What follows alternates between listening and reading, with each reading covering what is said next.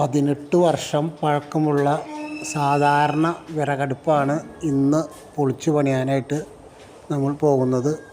ഈ അടുപ്പിന് സൈഡ് വശത്ത് 2 അടി ഉയരത്തിൽ കറുത്ത കരിച്ചാന്ത് വെച്ചിട്ടുണ്ട്. ആ അടുപ്പാണ് പൊളിക്കുന്നത്.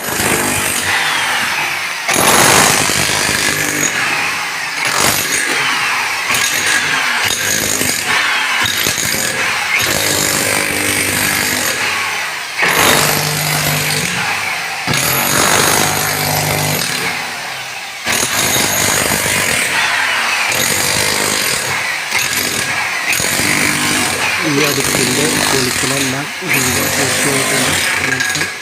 വേസ്റ്റൊക്കെ മാറ്റിക്കൊണ്ടിരിക്കുന്നതാണ് ഇപ്പോൾ കാണുന്നത്.